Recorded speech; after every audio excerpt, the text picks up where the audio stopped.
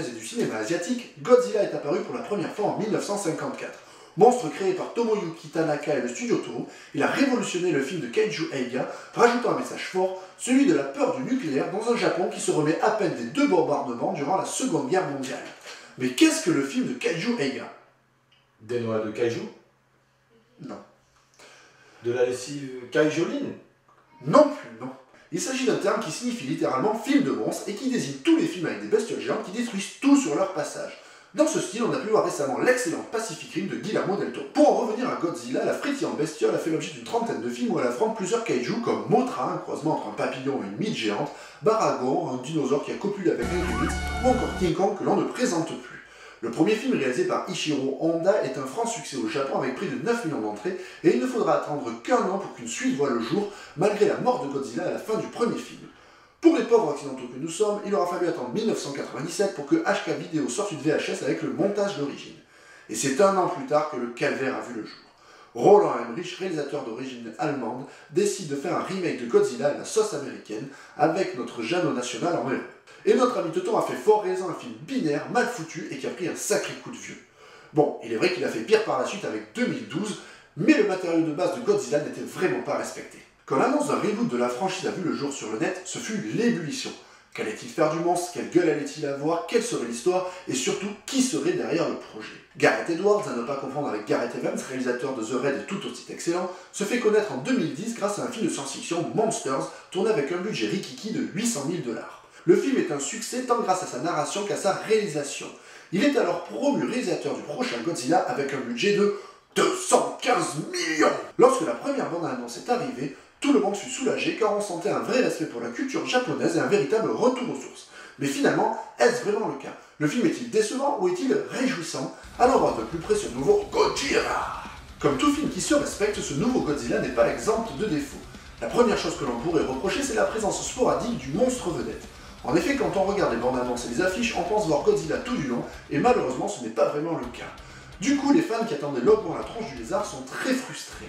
On va plus voir les mutos, sortes d'insectes géants qui cherchent à forniquer. Mais cette absence peut être perçue aussi comme une bonne chose, et j'y reviendrai un peu plus tard. Autre point faible, le film souffre d'un manque de rythme en son milieu. C'est souvent l'adage des films de ce genre avec une intro percutante, un final dantesque et un milieu un peu mou du genou.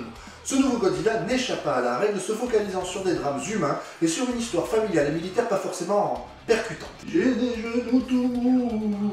Dans les défauts, on peut aussi noter l'absence de héros charismatiques. Aaron Taylor Johnson, le sémillant qui casse, fait le job sans faire.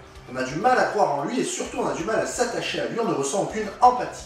Cette sensation sera ressentie pour presque tous les personnages, autant Bryan Cranston, égoïste au possible et ne pensant qu'à sa femme, que Ken Watanabe qui ne sert à rien à part se lamenter et faire une tronche de 6 pieds de long à chaque fois qu'il voit une bestiole géante. Enfin, on peut citer l'absurdité de certains passages. Il y a 2 moments franchement douteux dans l'écriture du script. Lorsque le premier muto sort, il prend son envol et même l'armée a du mal à le retrouver. Alors je veux bien que la bestiole libère des ondes électromagnétiques et que cela brouille tous les systèmes, mais on ne va pas me faire croire que l'armée n'a pas un autre système de secours. Le plus drôle étant lorsque le deuxième muto sort, laissant un sillon énorme entre une montagne et Las Vegas, et que personne, absolument personne ne le voit. Mais quand on regarde le film dans sa globalité, on va surtout retenir les points forts. Malgré un rythme un peu lent, ce qui semble être le penchant du réalisateur, le scénario est très intéressant car il se pose du point de vue des humains et non pas de la bête. C'est-à-dire que le film s'axe autour du destin des humains, de leur façon de se sortir de cette galère et de détruire les bestioles. Si le gigantisme est présent, notamment sur la fin, on aura une approche plus intimiste du problème.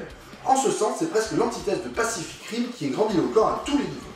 Et c'est d'ailleurs ce qui a valu la déception de nombreuses personnes, car le film ne prône pas la destruction massive ou le divertissement bête et méchant. Ça, c'est bête et méchant. La réalisation est aussi un point fort du film. Gareth Edwards force le respect malgré sa petite expérience. Certains plans sont tout bonnement exceptionnels comme le sous-marin dans l'arbre ou encore le saut en parachute avec la fumée rouge. Cette séquence est à tomber et l'ajout de plans à la première personne renforce une immersion incroyable. Les effets spéciaux sont magistraux et Godzilla a vraiment la gueule. Comme je le disais auparavant, l'absence de Godzilla est aussi une bonne chose. À l'image d'une Alien de Ridley Scott où l'on voit très peu la bestiole ou encore d'un Isolation, les sorties du monde sont d'autant plus impressionnantes et marquent les esprits. La fin est vraiment magistrale et on peut enfin voir Godzilla cracher son jet radioactif. On ne peut pas non plus ne pas voir le tollé écologiste du scénario.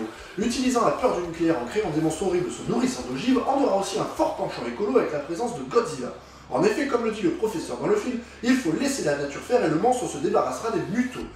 Jouant ainsi sur la frayeur due à la non-maîtrise totale du nucléaire, mais aussi dans l'espoir un jour de voir la nature reprendre ses droits, le réalisateur offre une vision intéressante et véritablement au goût du jour. Enfin, on notera l'importance qu'apporte le réalisateur à prendre des acteurs genre des personnages lambda. Cela renforce l'identification du spectateur. Ils sont tous ni trop beaux, ni trop laids et représentent finalement une certaine normalité. Si cette méthode a un revers de médaille proposé à un héros trop fade, l'idée reste très intéressante dans un blockbuster et détourne tout ce que l'on a l'habitude de voir, c'est-à-dire un héros bodybuildé haut dans l'œil. Au final, Godzilla version 2014 est plutôt une bonne surprise et un bon film. Prenant à contre-pied la normalité des blockbusters actuels en proposant une vision plus intimiste du film de monstre, Gareth Edwards affiche clairement sa différence, préférant respecter un matériau de base et en y apportant une intelligence contemporaine, l'écologie, avec une réalisation classieuse et des effets spéciaux formidables. Bref, un film que j'ai aimé malgré des défauts flagrants.